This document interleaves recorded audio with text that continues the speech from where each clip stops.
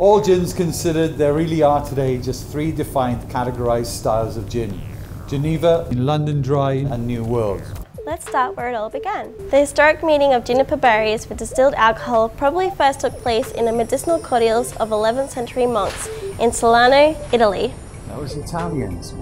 Early distilling in Europe was almost entirely medicinal. Monks in the great monasteries were making elixirs and potions, some of which we recognize today as chartreuse and Benedictine. It was thought that this powerful spirit had medicinal properties that were predominantly used as diuretic, which cured gallstones, gout and stomach complaints, along with liver and kidney problems. Which is obviously why I drink so much of it today.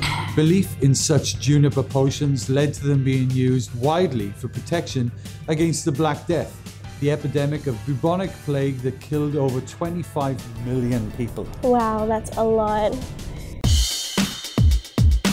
We can track the history of gin in large quantities of grain spirit to Holland around 1490. This rough spirit was made from surplus cereal crops. It combined well with juniper and was considered to be restorative and life-giving. Then in 1572, Professor Sylvius de Bouvre of Leiden University recorded his recipe for eau de vie de Genève. And so Dutch Geneva or Geneva, from the French word for Genève or juniper, came into being.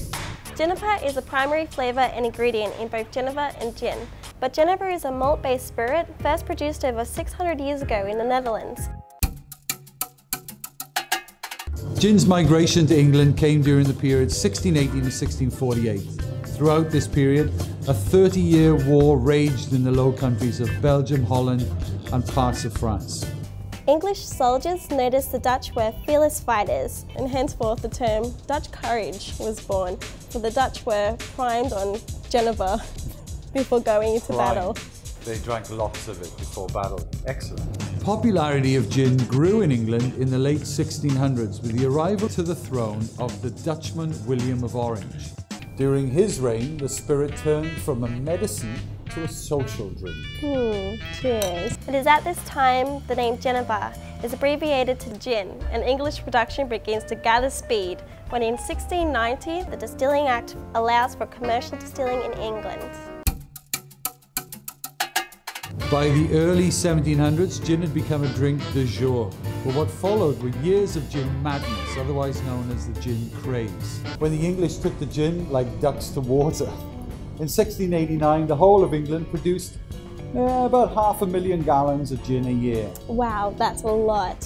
In 1733, London had 500,000 residents and is reported to have produced 14 gallons of gin per year for every resident. That's man, woman and child. This number does not include homemade gin from illegal stills.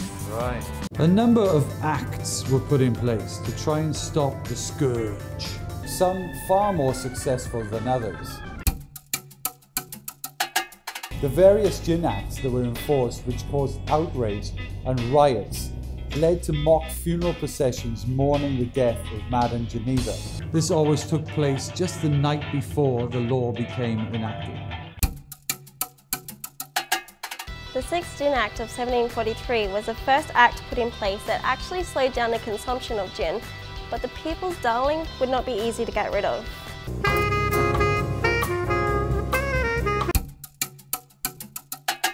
It's important to know that the money gained by taxing and the duty on gin was responsible in most part for building the British Empire. 1751 saw the introduction of what was called the Tippling Act, which was basically responsible for the demise in all the back street gin sales. This led to a drop of almost a third in consumption of gin and the beginning of a new era. Ever-increasing taxes meant gin was no longer cheap, no longer the opium of the masses. Effective controls and regulations led to the proper supervision and management of distilling. Respectable companies began to make quality products, and now begins the rise of the great English distilling houses. The 1800s brought a whole new era for gin and distillation. This was the period of a newfound respectability for gin, the birth of the modern cocktail and Old Tom Gin, with many of London's streets housing opulent and often glamorous establishments. This was otherwise known as the birth of the Gin Palace.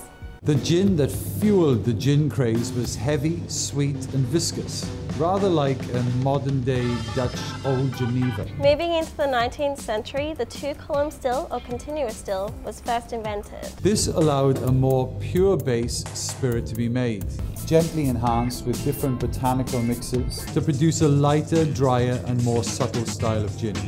At the beginning of the 19th century, whilst other ranks drank the traditional navy drink of rum, gin became the drink of the officers, particularly Plymouth gin. Mixing gin with a daily dose of lime juice taken to prevent scurvy gave birth to the classic navy drink, the gimlet. Wherever the navy went, they took gin with them. In the 1870s, Jacob Schweppe made a carbonated water with quinine from the bark of the Indian cinchona tree. This is yet another medicinal application in the story of gin, as quinine is the active ingredient in the prevention of malaria. The ever-popular gin and tonic was born. Hurrah!